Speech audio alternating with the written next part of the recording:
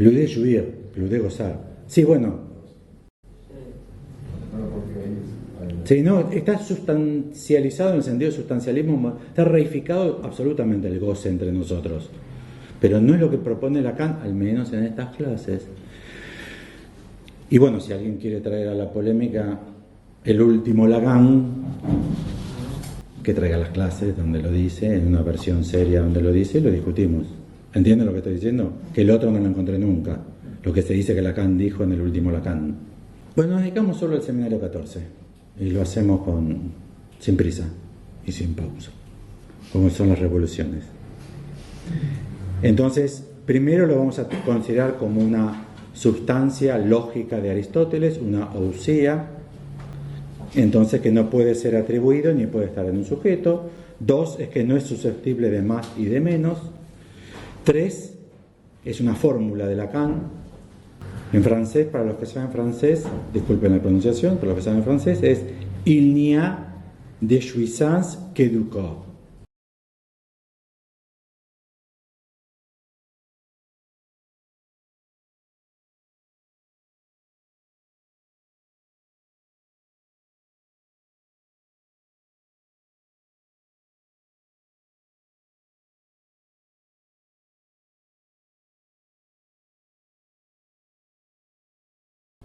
Traducido al español, lamentablemente hay que alterarla mucho y es solo hay goce del cuerpo. Il n'y a de jouissance que, ese que ahí es solamente, que du corps. Y ahí es donde viene Lenin. Porque Lacan aclara, pero no lo digo en el sentido del materialismo. Y aclara, en el sentido del materialismo, dice qu'il n'y a que la matière, solo hay la materia. Y solo hay en la materia, es una cita de Lenin. En el universo, decía Lenin, no hay más que materia en movimiento. Y la materia en movimiento no puede moverse desde otro modo que en el espacio y en el tiempo. Perdón a todos los revolucionarios presentes, es una burrada tremenda, pero es parte del sentido común. Es cuando la gente hace sentido común de la ciencia. Este es como un kantiano cuando ya había corrido muchísima. Y Lacan aclara que él no utiliza materia en este sentido intuitivo, sino en el sentido científico. Y dice que materia en la ciencia no es nada que pueden ustedes considerar como producido por la experiencia común. Materia en ciencia no es esto. Esto es material, pero esto es material discursivamente o coloquialmente, no en ciencia. Entonces, il n'y a de jouissance que du corps, solo hay goce del cuerpo, guarda que no se refiere a esto. A no sé qué cuerpo se refiere entonces, pero lo dejamos planteado. Y 4, sorprendente, sí. ¿Es subjetivo o objetivo? ¿Cómo? El del... Queda a criterio tuyo. Siempre que hay de, el genitivo, puede ser objetivo o subjetivo. El burro del herrero. Es un ejemplo del diccionario, no soy yo. Que puede ser que el herrero posee un burro o que el herrero es un burro. Siempre para los ejemplos de gente bruta eligen herreros. En español. Sí, es notable, es notable. El burro del herrero. Ese de, lo que pasa es que está junto con él, de él, del, pero es el genitivo el problemático. Hay genitivos objetivos, hay genitivos subjetivos y hay genitivos ambiguos. Que depende de cómo se los lea, son objetivos. El temor de Dios. No puede ser que Dios tema. Entonces es necesariamente el temor que nosotros le tenemos a Dios, ¿entiendes? O el temor de la muerte no puede temer. Igual si hacemos poesía, logramos que Dios tema y que la muerte tema, la parca, eso se puede hacer, pero digo, hay casos, pero queda a la lectura. Muchas veces Lacan aclara cómo utiliza el genitivo. En su versión del sujeto, para el deseo del hombre es el deseo del otro, aclara qué genitivo utiliza acá. Nos dejó en bolas y a los gritos. Y el 4 es tremendo, este ni le voy a comentar porque me parece, por ahora para mí, una cosa indigerible, que es el 4 principio del goce, es que implica el rechazo de los goces eternos. Ni sé a qué se refiere. Obviamente los goces eternos son los goces divinos, ¿Cómo se llamaba? Antes de Bostila, ¿quién estuvo? ¿Cuál fue el papa anterior de Bostila? Porque ahora está Francisco Ratzinger, antes estuvo Bostila, el polaco. No, ese no, pobre. Peor que Ratzinger. Puede ser Pablo VI, él creó un rezo a la Virgen de Lourdes. Y ahí figura, por ejemplo, los goces eternos, que son divinos, son de Dios. Es muy claro, si ustedes leen, pongan goces eternos, Lourdes, Virgen de Lourdes, y van a ver ese rezo a la Virgen de Lourdes, que refiere directamente a goce eterno, a goce divino. Pero que nuestro concepto de goce tenga que rechazar los goces divinos, no sé ni siquiera por qué hay que referirse. Están under construction, como en las páginas de internet, no tengo la menor idea a qué se refiere. Bueno, pero empecemos con el primero, el goce como sustancia.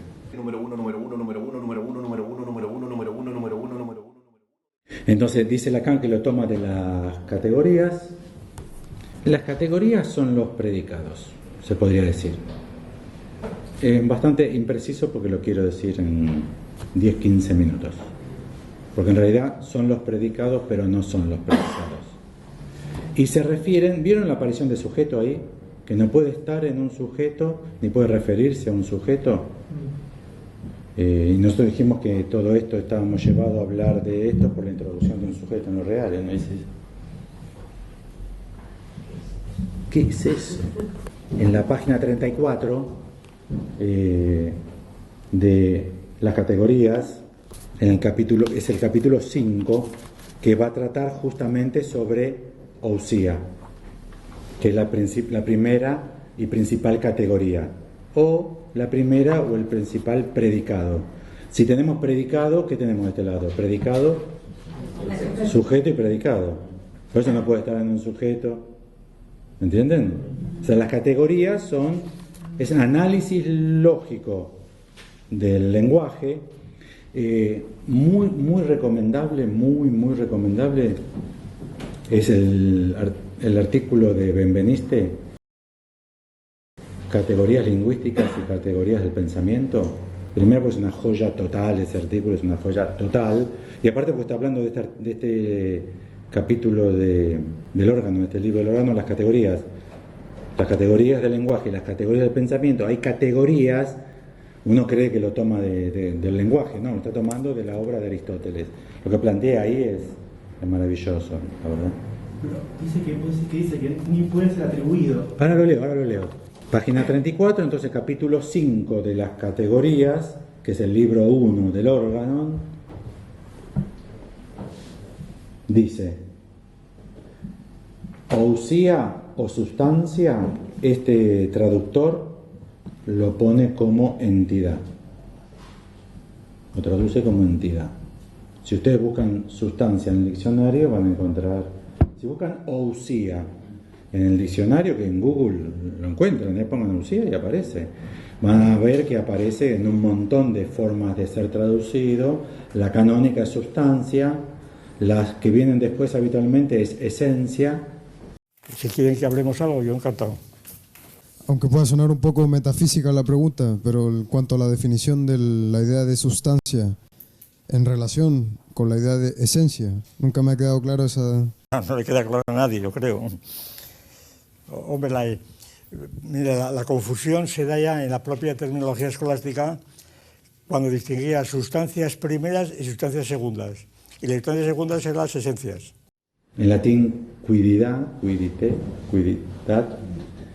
esencia, sustancia, y entidad es otra.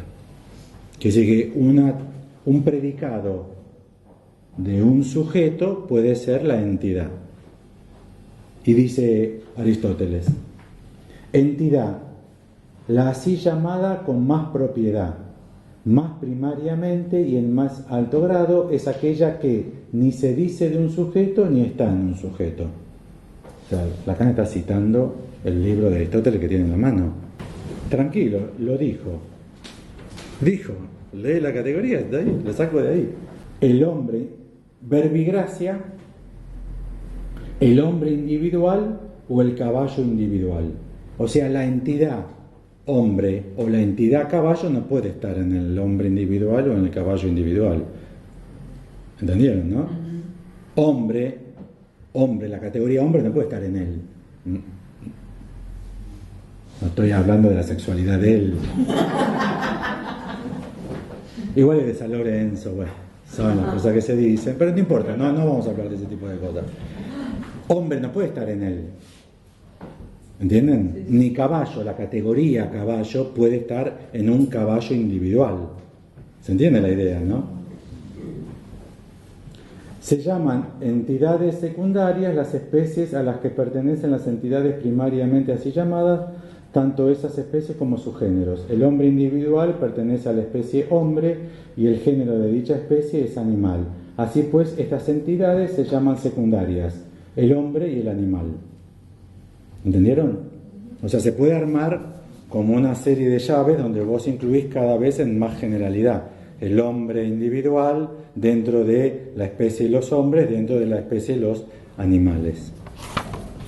O sea, por ejemplo, Sócrates es sustancia primera, ¿no? Pero hombre es sustancia segunda, que es la esencia del hombre. Y entonces la clase de los hombres de las cuales participa Sócrates. Entonces se ve que había es un poco la distinción que hay entre identidad sustantiva individual e identidad esencial, claro, identidad sustancial y esencial.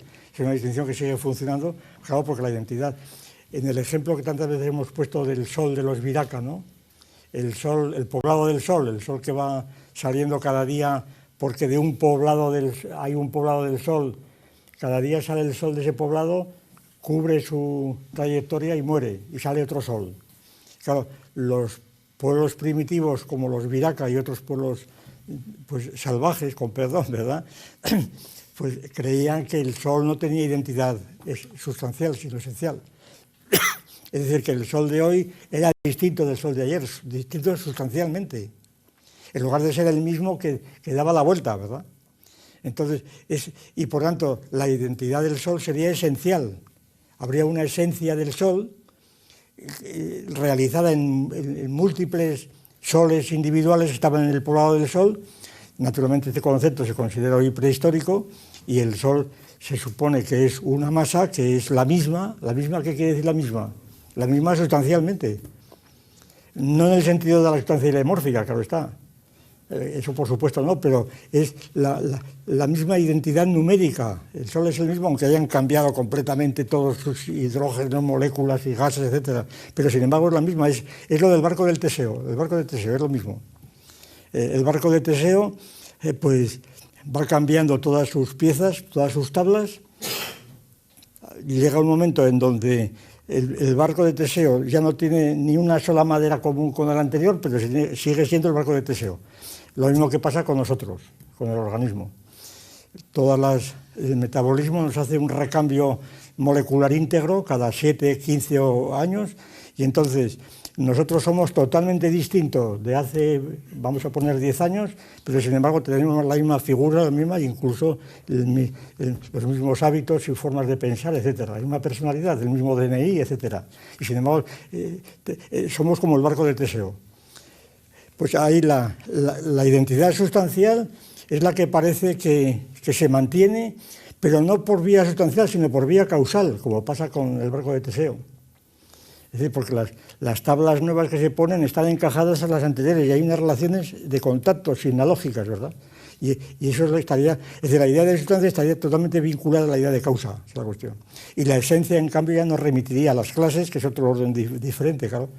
El concepto de esencia es más bien de tipo lógico, mientras que el concepto de sustancia es de tipo físico o metafísico. Estoy buscando donde dice que no se le puede aplicar ni más ni menos. Qué boludo, no lo marqué. Bueno, acá en la página 37 dice: de vuelta es común a toda entidad, para ustedes, para vuestro oído, a toda sustancia. Porque es otra forma de traducir la palabra griega.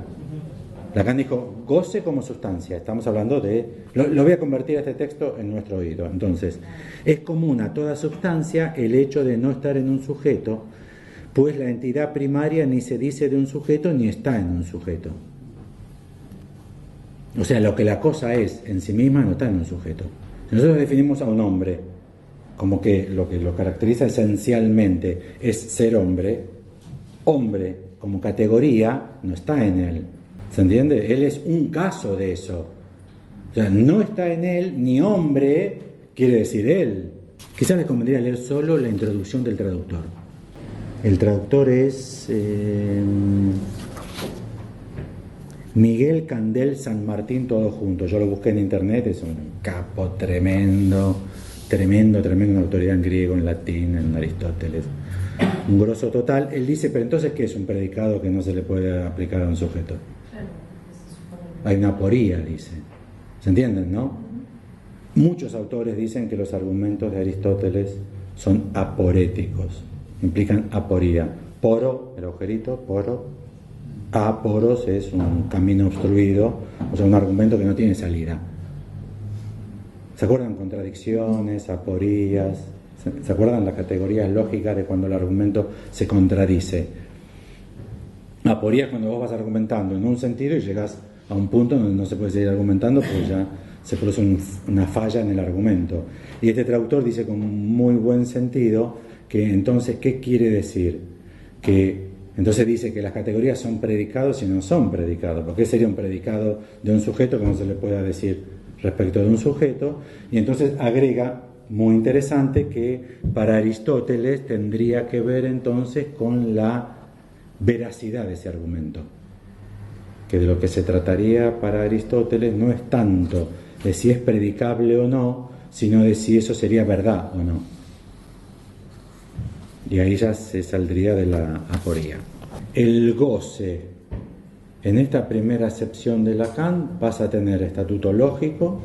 Si es lógico, ustedes saben, la lógica es una disciplina que trabaja ¿en qué ámbito? De los argumentos. Y si seguís subiendo, ¿pero en qué universo se aloja? En el del lenguaje y en el pensamiento. Con lo cual, el goce pasa a ser algo que habita en el mundo del lenguaje y del pensamiento. Tenemos el problema de que no hay más goce que el del cuerpo, que es el principio 3. Lo leí con toda sinceridad para que no le estoy... No hago trampa, selecciono,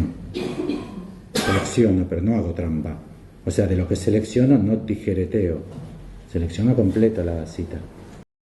Entonces, goce es algo, una categoría lingüística, guión del pensamiento, no es algo del índole de la energética corporal, no tiene que ver con pulsión de muerte, no tiene que ver con libido, no está argumentando en ese sentido Lacan.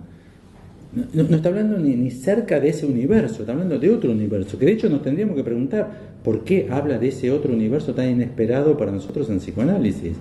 Pero bueno, con Lacan siempre es así. Si no, ¿qué haces con topología? Y tiene que ver la topología con el psicoanálisis, tiene que ver toda la matemática. O sea, Lacan es un tipo que argumentó en psicoanálisis de una manera muy peculiar. Y es que más allá de que estemos de acuerdo o no con su enseñanza, es que argumentó de una manera insospechada. Parece que puso cosas que no tienen nada que ver. Nunca ningún psicoanalista antes y después de Lacan argumentó así.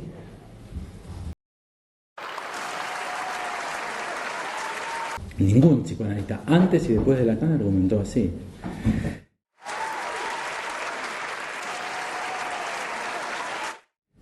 Con lo cual, goce es algo lingüístico, pensamiento, o sea, algo lógico, que vale plantearlo como sustancia,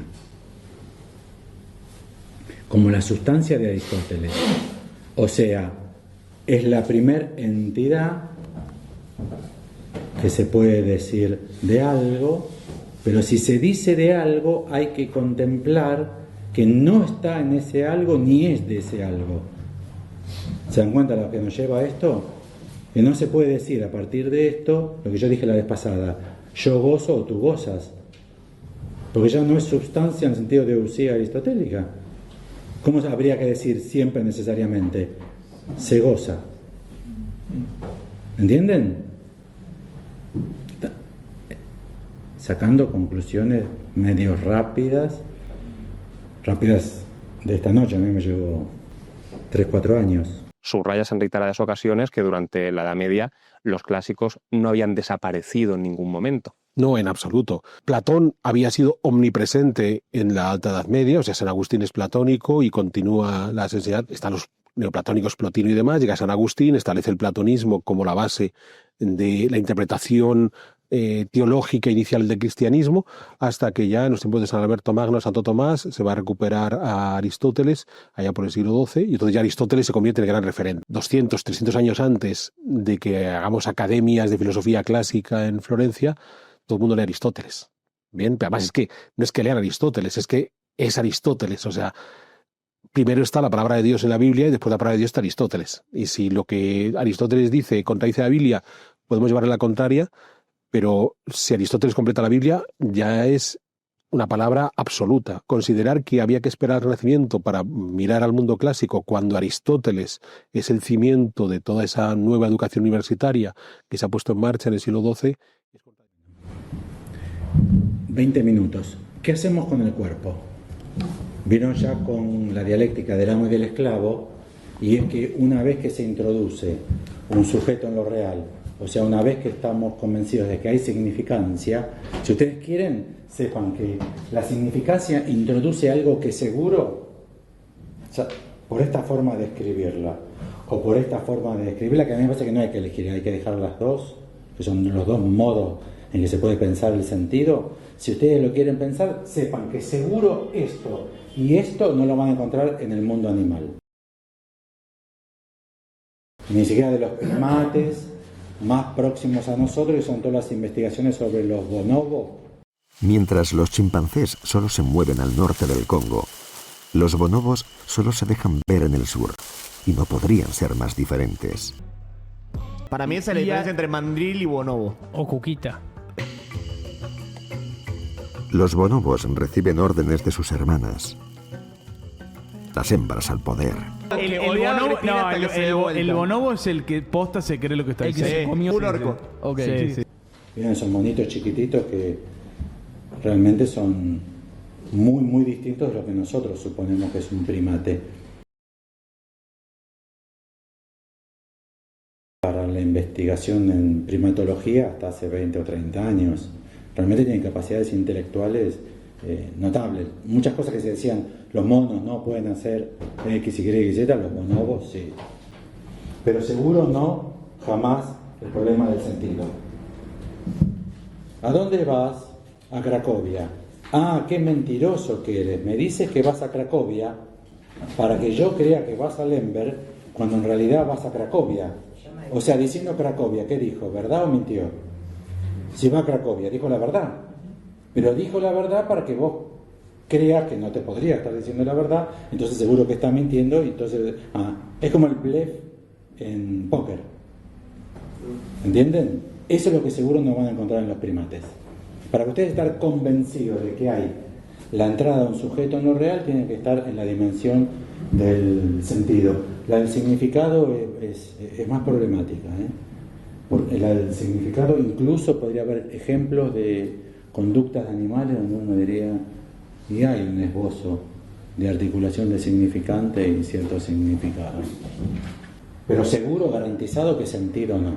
Cuando ustedes tienen el problema del sentido, ya tienen que estar seguros que hay introducción del sujeto en lo real. Si hay introducción del sujeto en lo real, entonces hay que plantearse cierta cosa, a la cual Lacan llama goce, jouissance, gozo, y el estatuto lógico que tiene es el de una substancia, de Aristóteles. Entonces no puede estar en un sujeto, no se puede decir de un sujeto, y por otra parte no admite el problema de la cantidad. ¿Entienden, no? Bueno, de hecho, mucha discusión fascista podría ser resuelta. Vieron que por ejemplo, los suprematistas blancos dicen que los negros son como monos. En el fútbol europeo, cuando hay jugadores negros en el equipo contrario, le tiran bananas, cáscaras de bananas, o hacia la hinchada. La francesa mucho, la italiana tremendo. O sea, el racismo del neofascismo en Europa y en Estados Unidos está creciendo a un ritmo notable. Y siempre lo van a encontrar con que la persona es designada como un animal. A los judíos, los SS de los campos hacían el chiste, como tenían el ovejero alemán, lo cuenta Primo Levi, ¿no? Le soltaban el perro para que lo muerda al judío y decían: hombre, muerde a ese perro. O Kafka con el piojo, la cucaracha, piojos, cucarachas. ¿Entienden? Este argumento de Aristóteles no lo admite, ya que no habría más hombre en un hombre que en otro hombre. ¿Entienden? No admite ni más ni menos. ¿Entienden la idea? Hombre es una categoría que o se aplica o no se aplica. Si se aplica como un predicado a un sujeto, hay que saber que ni está en el sujeto, ni le corresponde a ese sujeto en su condición particular, ni admite un más ni admite un menos. No hay un caballo que sea más caballo que otro caballo. Los ejemplos que da Aristóteles son hombre y caballo. Bueno, y entonces, si les parece, nos preguntamos el problema del cuerpo. Y yo no lo voy a trabajar con ustedes porque ya se fue todo el tiempo prácticamente. Página 18 de la clase 3 del seminario otra vez de Lacan, el seminario número 20. ¿Clase 3? Clase 3, también del 14 y del 20 es la clase 3. Bueno, entonces ahí Lacan, lo voy a hacer súper rápido, disculpen la desprolijidad de la argumentación, es que Lacan dice que del seminario 20 los editores quitaron la exposición de Recanatí.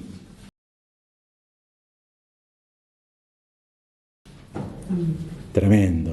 En la de Rodríguez Ponte está. Recanatí a los 19 años hace una exposición en el seminario 19 y a los 20 años hace una exposición magnífica en el seminario 20 de Lacan sobre el adjetivo sustantivado, o sea, cuando se sustantiva. Porque para nosotros sustancia tiende a materia, que de hecho en griego ni siquiera es, ousia nunca es materia. Materia en griego para Aristóteles es ile, I-L-E, yle en realidad. De ahí el ilemorfismo. Entonces Lacan dice que el significante sustantiza, y el ejemplo que da es la tontería. Lean el seminario 20 con una clave que les regalo. Viene de un tract de regalo esta conferencia. Léanlo en clave de tonto y tontería. Además que todo el seminario 20 Lacan está trabajando el problema de la tontería, lo tonto. Y van a ver, si lo buscan con un buscador lo van a encontrar 100 veces. Pues está todo el tiempo hablando de la tontería. Es tremendo el problema de la tontería. Entonces Lacan dice que una vez que existen significantes, existe la tontería, que es como una sustancia, porque ha sustantivado. Para nosotros opera como la madera, la piedra, la tontería, ¿entienden? El lenguaje al funcionar genera sustancias, como la tontería. Y entonces dice que pensando en sustancia no alcanza con, ahí viene Descartes, sustancia extensa y sustancia pensante, sino que hace falta la sustancia gozante. De vuelta, que es como la tontería, tiene la misma consistencia visible, táctil y vivible de sensibilidad como la tontería, no como la pulsión de Freud. Ahí viene el trabajo de dimensión, el problema de la dimensión, Parménides no el libro de Platón, sino el personaje, el ser es y el no ser no es, y viene el trabajo sobre el cuerpo. El trabajo sobre el cuerpo viene con esta fórmula que tienen que escribir. Gozar de un cuerpo, coma, de un cuerpo que, coma, al otro con mayúscula, coma, lo simboliza, y la L de lo con mayúscula. Admitible perfectamente que ustedes digan estaba loco el chabón, estaba totalmente de merca ese día, pero es así la frase que él dice. Parece que no la escribió, que la dijo y dijo cómo se escribía. Gozar de un cuerpo que, al otro entre comas, lo simboliza. O sea, el cuerpo simboliza al otro. ¿Entienden? No sabemos por qué puso L con mayúscula, pero siempre las mayúsculas en Lacan tienden al orden simbólico y las minúsculas al imaginario.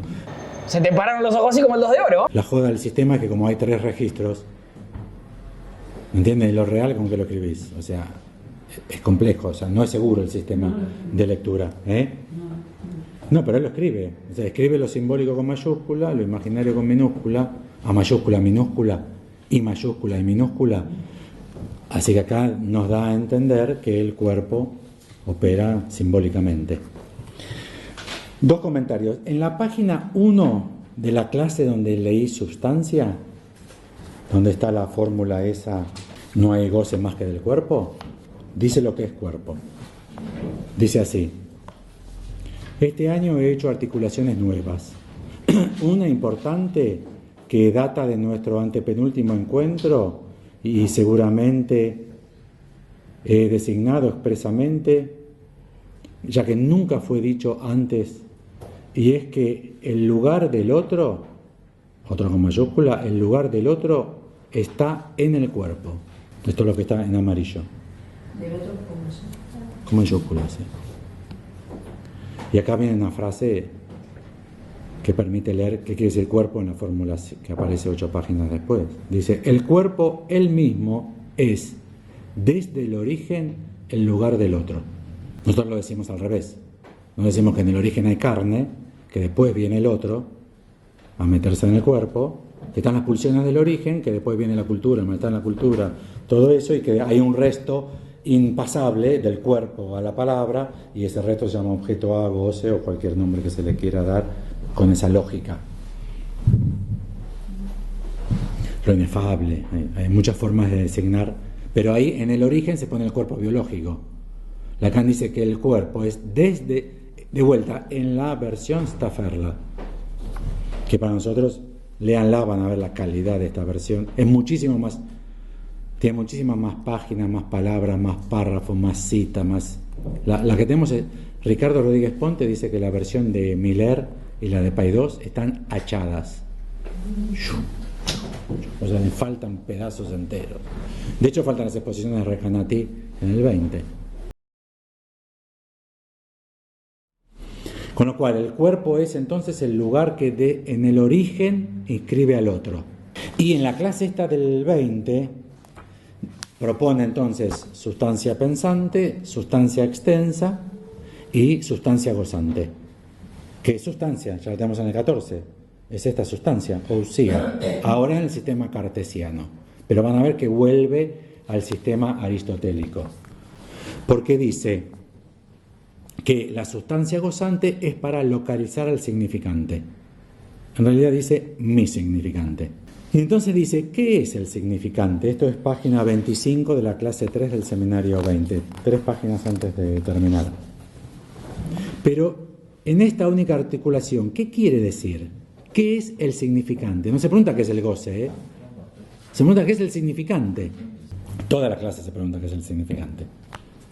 Y entonces define al significante exactamente como define Aristóteles en la metafísica A mayúscula 3, o sea, en el libro A mayúscula capítulo 3, la metafísica de Aristóteles, libro A mayúscula capítulo 3, donde define las 4 causas de Aristóteles. Si quieren después la leemos. Como define Aristóteles, van a ver que Lacan es canónico en eso. Y dice entonces que el significante es por hoy la causa del goce, y aclara la causa material del goce. ¿Entienden, no? ¿Qué quiere decir causa material? No, claro que no entendemos, pero seguro que no es esto. Que la materia de la cual surge goce no es esto, no es este tipo de materia, no es el materialismo de Lenin. El significante es la causa material del goce, es la causa final del goce, es lo que le hace alto al goce, alto entre signos de admiración, alto como haría un policía, con una mano así, alto, lo que le hace alto al goce. El significante es la causa eficiente del goce, y la eficiencia de la que Aristóteles nos hace la tercera forma de la causa, no es más, en fin, que ese proyecto por el cual se limita el goce. ¿Entienden lo que quiere decir? Es el proyecto, que todo goce está en un proyecto significante. Si fuese goce de la carne no tendría proyecto, no iría a ningún lado, se acabaría en sí mismo, ¿no? Si es mucha energía que toma una inervación somática, no tiene proyecto. ¿Entienden? En Freud, mucha pulsión oral o mucha pulsión anal no tiene proyecto. En cambio, el goce tiene proyecto. Y finalmente, la causa formal. Y el abrazo confuso de donde el goce toma su causa última, que es formal. ¿Acaso no es mucho más algo del orden de la gramática lo que lo comanda? Entonces la causa formal es la gramática, significante. La causa eficiente es el proyecto significante. La causa final es la voz de alto del significante. Y la causa material es el significante. Con lo cual no queda otra que admitir que el goce es un epifenómeno del significante, no un epifenómeno del cuerpo. Porque el cuerpo, del cual Lacan dice, un cuerpo es lo que se goza, en ese se goza ya tiene sustancia del 14. Vieron que en el 20 dice, el cuerpo es algo que se goza. Uno puede decir, ¿por qué lo dice así? Porque ya tiene trabajado en el seminario 14 que eso se goza, que no puede ser ni en un sujeto ni de un sujeto. Sujeto en griego es hipekoimenon, y Lacan está trabajando ese concepto también de Lacan, el sustrato. Con lo cual, la propuesta, interrumpo acá, después si hace lugar hacemos más citas, es que el goce es consecuencia de un nuevo paradigma en psicoanálisis, porque para lo que se podría deducir de la lógica satisfacción-insatisfacción, pulsión de vida, pulsión de muerte, eros, tánatos, libido, en Freud, la sustancia de la que se origina es sustancia viva. Ahí también tenemos sustancia, la sustancia viva. De hecho, para Freud, la libido es producto, un subproducto del desarrollo de los órganos genitales, por eso hay heterosexual u homosexual, mientras que la pulsión es un epifenómeno energético de la sustancia viva. Donde haya sustancia viva, Freud dice, van a ver que va a intentar reproducirse. Eso es la pulsión de vida.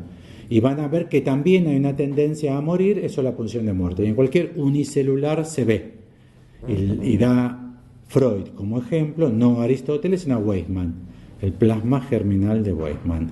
En Lacan, el goce es a consecuencia de un cambio de paradigma, donde empieza a advenir una nueva forma de pensar sustancia, hasta donde leí, inédita hasta Lacan. O sea, hasta Lacan me parece que nadie había propuesto una sustancia gozante, ni una sustancia tercera a los dos sistemas de sustancias cartesianos, que es una consecuencia del significante de Lacan.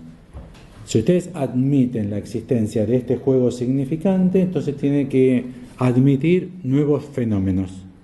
Y es, por ejemplo, ¿cuál es el nuevo fenómeno?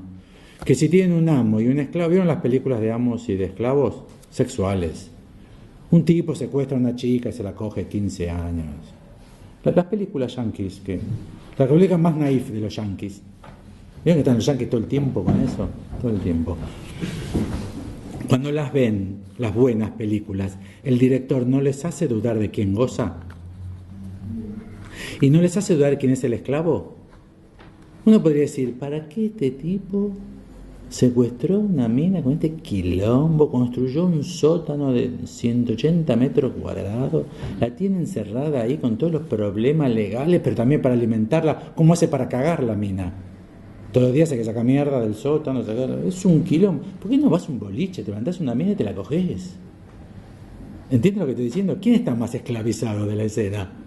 Uno dice, este quilombo para coger con una mina. Cualquier chica de la calle, parás a 10, le decís piropos a 10, una te levantás. Si le parece ofensivo, una cada 20. Bueno, una cada 30. Bueno, a ver que va a llegar un número que van a decir, bueno, sí, está bien. Es como el chiste del $1.000.000, ¿viste? Putos hay mucho, lo que falta es el $1.000.000. ¿Quién es el esclavo? Cuando empieza a aparecer el significante, empiezan a aparecer esos problemas. ¿Quién goza, el amo o el esclavo? ¿El secuestrado o el secuestrador? Juego de lágrimas, el juego de las lágrimas. ¿Se acuerdan la película que tiene dos partes, el juego de las lágrimas? ¿Quién quedó esclavizado?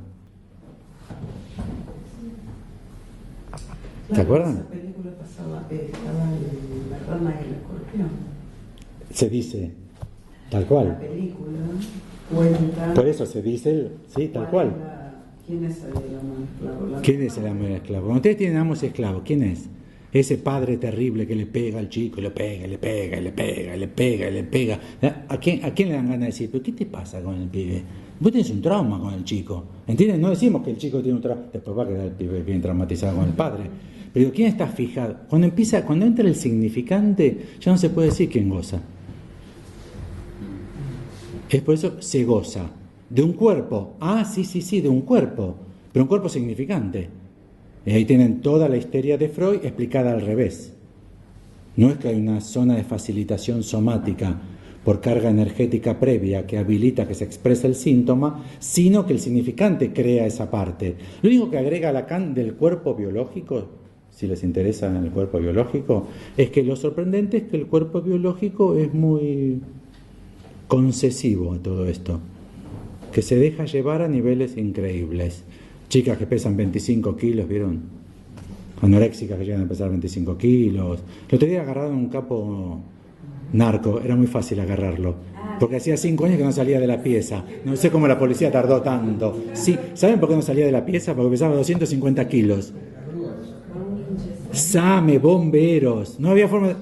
5 años tardó la Policía Federal Argentina, la Metropolitana General Medina, en encontrar un tipo que no salía de la pieza hacía 5 años. Es genial. Este país es genial, es un chiste, Argentina es un chiste. ¿Entiendes? No era un tipo que escurridizo. Era una heladera así, gigante, 250 kilos. Bueno, ¿cómo puede pesar 250 kilos? Mi mamá me diría, pero... ¿Cómo? No es normal eso, ¿no? Mi mamá siempre que me entrevista me pregunta si es normal o no es normal. No es normal eso, ¿no? Lo único que dice Lacan del cuerpo biológico es que es capaz de llegar a esos límites. El otro día murió el hombre más gordo del mundo, un mexicano que pesaba 312 kilos. 312 kilos. Son 6 personas robustas. 312 kilos son 6 personas bien rellenitas. El cuerpo biológico sí, uno puede tener jaquecas, uno puede tener diarreas, uno puede tener constipación. Se te puede poner blanco el pelo por un estresazo, ¿saben? ¿No? Que se te puede poner de un susto, se te puede quedar el pelo blanco. Se te puede caer todo el pelo. A una paciente mía la dejó el novio, se le cayó todo el pelo. Se le cayó. Después creció. Con lo cual el cuerpo es sensible al significante. Pero entiendan, viene del significante. El cuerpo biológico solamente a veces se muestra muy sensible. Pero la entrada al concepto de goce es una novedad absoluta en el mundo de las ideas. Ha sido reconducido al sistema freudiano, donde esto está argumentado al revés. O sea, goce es el nombre moderno de mucha pulsión de muerte.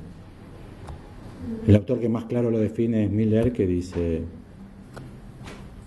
pulsión de muerte más libido. Goce es pulsión de muerte más libido. Lo publicó en un libro. A mí me parece que Lacan introduce una idea notablemente novedosa que permite explicar un montón de fenómenos clínicos que en el psicoanálisis habitan, esos fenómenos clínicos.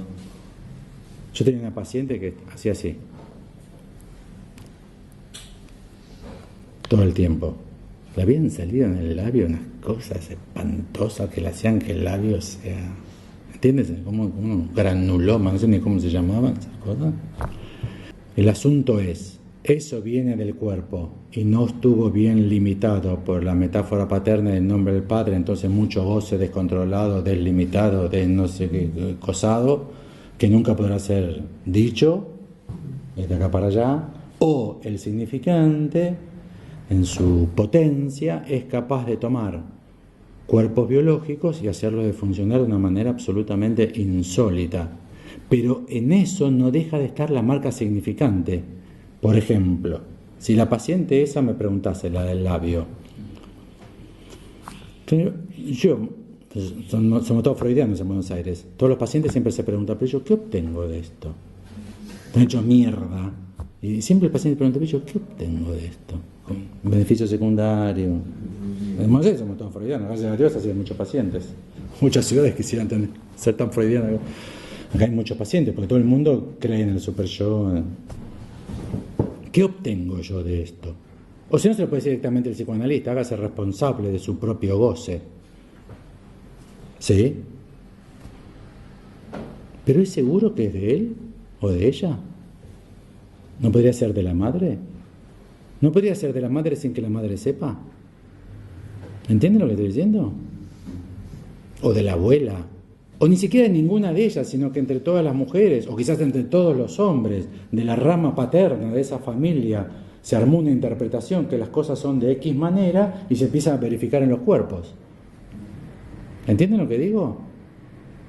Pero entonces, ¿de quién es? ¿Quién goza? Quizás el verdadero descubrimiento del psicoanálisis es que hay goce, la gente goza comiendo choripán. Sí, no hay problema. Eso no es muy complejo. Que la gente goza comiendo choripán, no. Tampoco es un gran descubrimiento. Lo que podríamos descubrir es que una persona que pesa 250 kilos, quizás no le gusta comer, ni le gusta estar gordo, no sabe por qué come. Puede ser que diga tengo hambre, pero si uno le ofrece un dispositivo para revisar ese tengo hambre, quizás después de 2 o 3 entrevistas, no más, el tipo, la tipa, confiese, la verdad que no sé por qué como así. Hay días que como, no sé cómo, no puedo parar de comer.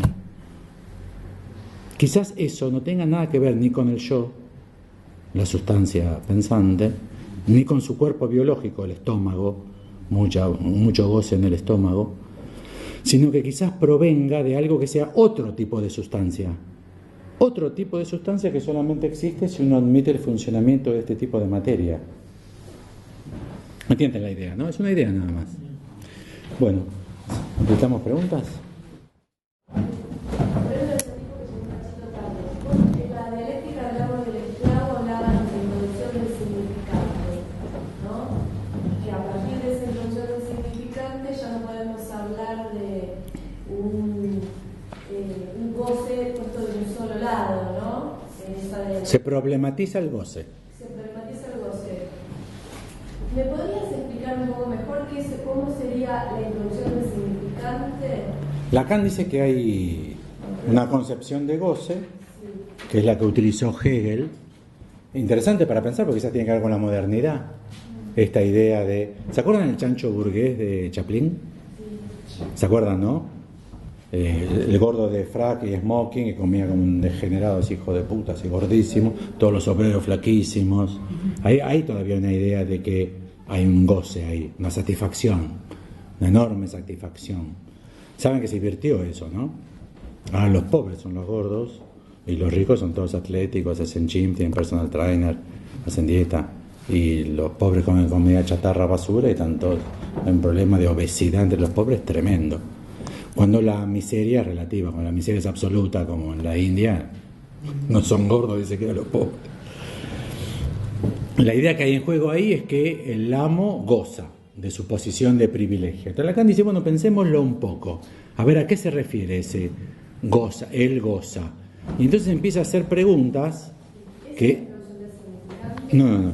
Lacan dice, evidentemente, en el planteo más universalmente conocido del goce en nuestra sociedad occidental, que es el goce de los ricos, como diría Mariana Bosch, ay que vivos son los ejecutivos, pues ellos gozan.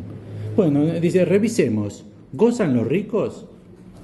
Lacan dice, o se pegan el culo laborando como workaholic desesperados. ¿Y acaso los obreros no gozan?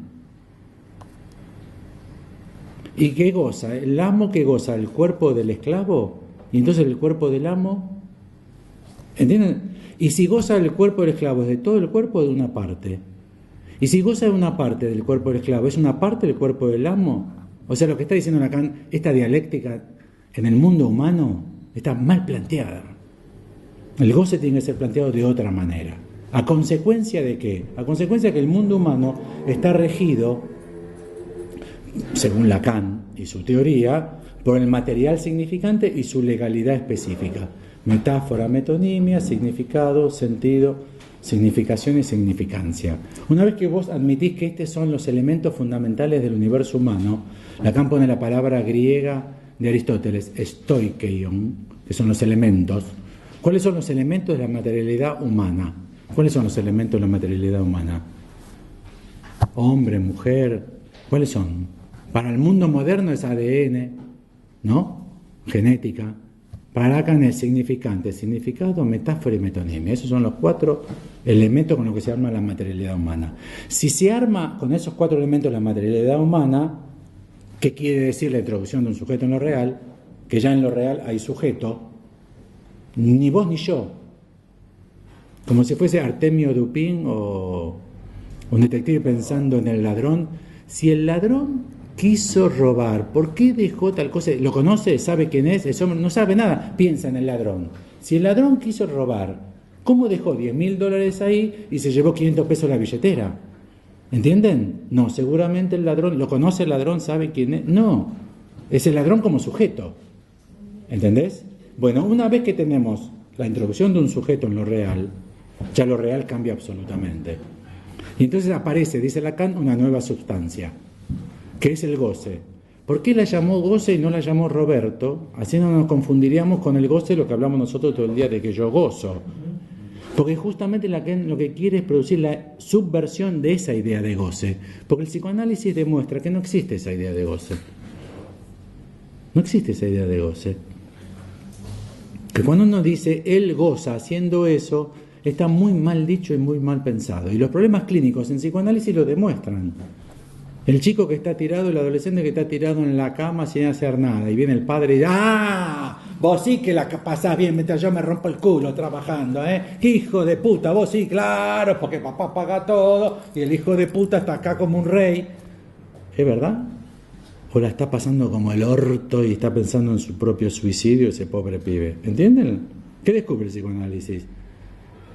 ¿Entienden? Estoy hablando de los chicos o adolescentes hechos mierda de la actualidad moderna, que están desde los 15 hasta los 30 sin saber qué carajo hacer de su vida, porque no tienen ubicación social. ¿Esos disfrutan? ¡Ah, qué lindo! Yo me rompo el orto trabajando, yo soy esclavo. Y acá el principito, el amo, disfruta, ¿no? Claro, qué fácil, qué fácil. Y uno dice, y es un poco superficial su análisis, señor. Ya que quizás su hijo está inundado de culpa y se piensa matar justamente porque él no trabaja y usted trabaja. Y él se quiere matar y quizás se suicide por eso, por la culpa. Entonces, ¿quién disfruta? ¿Entienden? Ahora, señor, usted, ¿por qué trabaja tantos sábados y domingos? ¿Por qué va a trabajar sábados y domingos? Ah, no, porque me encanta. Ah, entonces no se queje de que usted se le escriba. ¿Dónde poner? O sea, si vos introducís 2 o 3 preguntas y decís, ¿pero quién disfruta? ¿Qué es disfrutar? ¿Qué es sufrir? ¿Qué es sufrir? ¿Entendés? Esta nueva sustancia propuesta por Lacan nos permite pensar de una manera inversa a la freudiana. Eso no importa, ustedes elijan raza independiente, pueden elegir. Usted puede ser freudiano, no es ese el problema. El asunto científico es cuál de los 2 sistemas explica mayor cantidad de fenómenos. El de Freud explica un montón de fenómenos. ¿El sistema Lacan es más explicativo o no? ¿Entienden? Mayor cantidad de fenómenos clínicos pueden ser explicados. Estábamos en el seminario. Primero agradecerte por lo que desarrollaste, porque la verdad que no me van a pagar. No empiezan a hacer, yo ya se cagué de vuelta acá. No me pagan de vuelta. Es un gusto tenerte acá. Aprovecho que te tenemos y te hago una pregunta, porque la idea de la introducción del sujeto en lo real, digamos, esta idea, es una idea que cuando vos la planteás, y eso te agradezco también no lo publiquen esto, yo todavía no lo publiqué. Por eso, pero como vos nos lo diste a conocer. Y el seminario 20 es un seminario que tiene que ver un poco en un pasaje entre la sustancia gozante y la distribución de goces, digamos, ¿no? Esta idea de la gama de los goces. Porque ahí, ¿cómo jugaría el tema de la función fálica, de la significancia fálica? ¿Cómo, si lo pensaste, si tenés alguna idea de cómo funciona en eso? Porque eso introduciría, no sé lo que introduciría, si lo pensaste nada más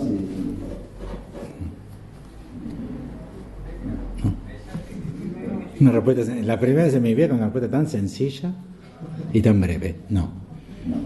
El capítulo, si ustedes quisiesen hacer un plan de estudios sobre el goce en Lacan, tienen que hacer una carpeta. Yo hablo como todavía 1960. Una carpeta con folios donde pongan 20 folios distintos. Porque los capítulos en los cuales Lacan piensa el goce goce fálico, goce del otro, plus de gozar, valor de goce, el goce de Dios. Ahora me olvidé, no lo preparé para hoy. Bueno, ese lo dije, goce fálico, goce del otro, goce de Dios. Con lo cual hay un montón, oigo sentido, hay un montón, pero un montón de capítulos. Cuando digo capítulos es que insisten en esos temas en varios seminarios, no en varias clases del mismo seminario, en varios seminarios, son tópicos del goce, con lo cual el tema del goce es una complejidad enorme. Yo estoy recién empezando, es un tema muy difícil, para mí es un tema muy difícil. Y lo que estoy tratando de responder es a la pregunta, yo habitualmente con Lacan me hago la pregunta de ¿por qué? ¿Para qué? No arranco a trabajar con el concepto. Por ejemplo, como no entendí nunca nada y todavía nada, ni por qué ni para qué de Santón, nunca me escucharon a mí nadie hablar del Santón. Todo el mundo habla del Santón, yo no sé lo que es el Santón. Estudiaré, no sé, cuando termine esto, o sea, 2040, 2050 más o menos. Siempre pienso, suerte que Lacan se murió. Mire si vivíamos por el seminario 37 y uno diría el 35, está polenta. El seminario 35, ese que está todo en chino, es espectacular. Y yo decía, estudiar chino, y todavía me faltan 11 seminarios. Pero son temas demasiado complejos. Lacan es un autor que a mí me lleva añares la lectura, porque al principio veo como una selva. ¿Vieron que la gente se pierde en la selva y se muere? Porque no saben ni dónde está el sol. En el desierto es más fácil, porque te puedes orientar por dónde sale el sol y por dónde se pone el sol, que siempre es el mismo lugar. En la selva no ves el sol, con lo cual no sabes de qué lado está. Y a mí me cuesta añares, desbrozar un poco el campo y empezar a orientarme, norte, sur, este, oeste. Me lleva muchísimo tiempo. El tema del goce, yo estoy recién dando los primeros pasos a entender para qué. Si estaba en Freud y le cambió el nombre, no me interesa. No me interesa, tendría que ver Domínguez Alegrán ahora, no me interesa. Cambio de nombre. Se llamaba Ignacio, ahora le puso Roberto. Eso, todo este quilombo para cambiar el nombre de algo. ¿Ustedes creen que semejante autor que te cita? No, me parece que no puede ser. Cambiarle el nombre a las cosas. No es que pulsión de muerte ahora se llama goce. O que goce es mucha pulsión de muerte. Era tan fácil decir mucha pulsión de muerte. Me parece que no. Si no, ¿a qué carajo responde? ¿Con qué lógica pensa? ¿De qué universo proviene? Yo ahora descubrí que proviene de un universo lógico y de una lógica argumentativa, bien predicable en las categorías, aristotélicas. Ousia, el término ese, es una de las 10 palabras más importantes de la filosofía occidental. Si supiese más filosofía, quizás me animaría a decir, es una de las 5 palabras más importantes de la filosofía occidental. Es tremenda la importancia de ese término. De hecho, hay libros y libros y libros sobre cómo se traduce, cómo se piensa, qué era para Aristóteles. Toda la ontología surge de ese término. La ontología es la filosofía preponderante en todo el sistema, en todos los sistemas filosóficos occidentales. La que más preponderó es la ontología. Incluso estoy recién haciéndome de las herramientas para leer. Estoy recién encontrando el seminario 20 que leí 20 veces de Paidós. Prendan el fuego, no sirve para nada. Les hace perder tiempo. Mejor no lo leí todavía. No le pasan los ojos a ese seminario porque distrae, engrupe, miente, te hace creer otra cosa, te pone títulos que Lacan no le puso, te saca partes, te pone partes. Es trampa. Es trampa, ¿qué quieren que le diga? Podemos cotejarlo, traigan cualquier clase. En el 20 y en el 14, en estos dos, las diferencias son... No es Ballesteros Amorortu, Ahí la diferencia es estilística.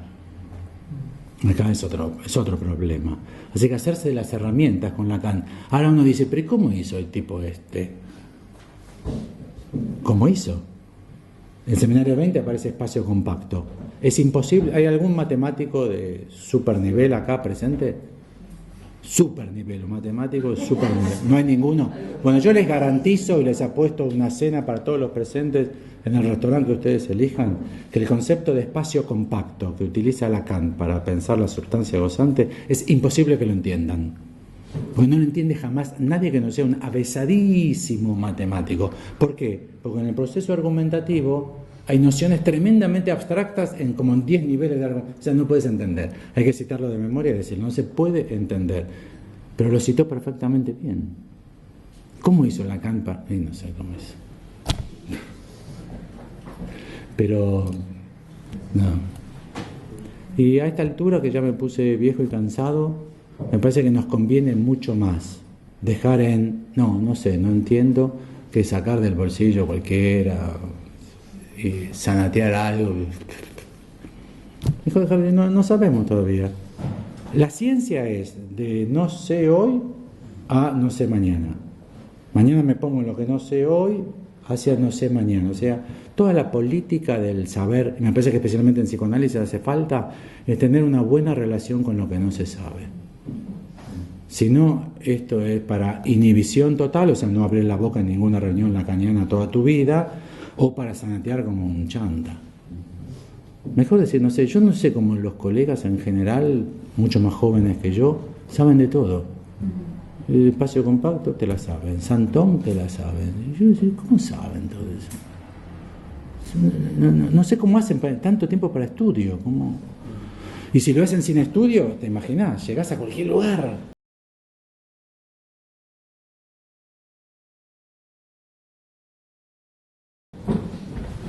Es como decir, constitución, porque ¿dónde puede quedar constitución? Constitución,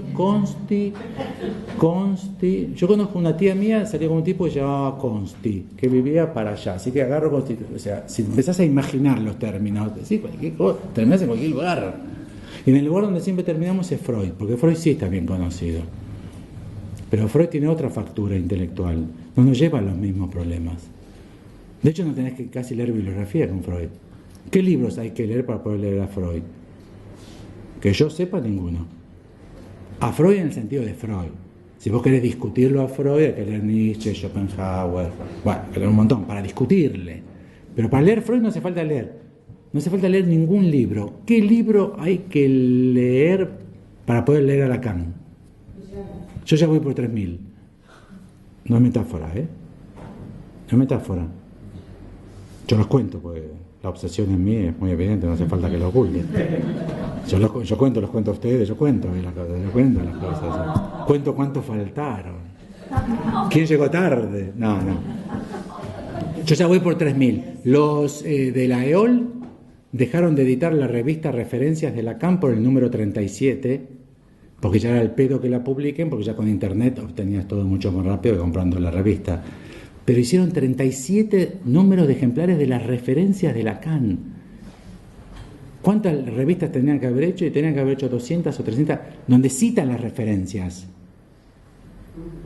O sea, si uno no le dedica la vida de estudio, no sé cómo se resuelve.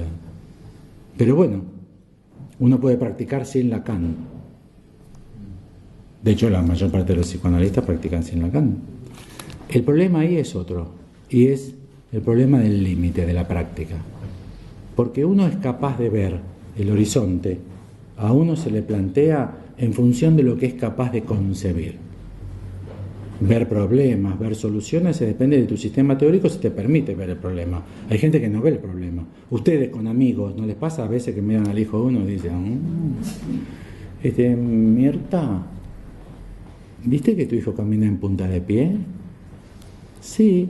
Bueno, ya tienes 7 años caminando en punta de pie, ¿no te parece un poco raro? Una esquizofrenia, una psicosis tremenda. Y nadie lo vio. ¿Cómo no lo ven? Uno puede ser reprimido, quizás no tienen, ¿entienden? No se ve. Quizás ustedes van a una tribu, están haciendo un ritual y ustedes ni ven el ritual. Porque no saben que existe el ritual, entonces no lo ven. El problema es como analistas, es que en función de vuestro bagaje, de vuestro utillaje, los útiles que ustedes tengan, van a ser capaces, no de atender pacientes, siempre se puede atender pacientes. Ustedes saben en la Facultad de Psicología, atienden pacientes y está bien. El asunto es hasta dónde son capaces de ver los problemas, hasta dónde son capaces de plantear la lógica que esos problemas tienen y hasta dónde son capaces de tener en la caja de herramientas soluciones para esos problemas lógicos. Si ni saben que existe el problema lógico, mal pueden tenerlo resuelto. Con lo cual el problema es el límite, y el problema del límite es que todo el mundo ve el horizonte. ¿Quién no ve el horizonte? ¿Entienden lo que digo? Todo el mundo se siente satisfecho porque uno dice, ¿vos ves el horizonte? Sí, vos ves el horizonte, sí. Bueno, es que no tiene cataratas, pero bueno. Vos ves el horizonte. Entonces nadie se da cuenta que a veces el horizonte lo tenés muy cerca. ¿Vieron la gente que dice, yo sé cómo se arregla el problema de la inseguridad? ¿Cómo se arregla? Hay que matarlos a todos. Y vos decís, ay, hijo de puta, qué solución sutil, ¿eh? Pensaste mucho para... Esa solución ya se practicó. Mucha. O sea, no sé si me entienden. Quizás el problema sea tan complejo que haya falta estudiar muchísimo para ver cómo se resuelve un problema tan complejo como es el de la inseguridad en Argentina. ¿Cómo se resuelve? Quizás ni siquiera se puede decir una solución, quizás sea un conjunto muy complejo de sistemas que haya... ¿Entienden lo que estoy diciendo?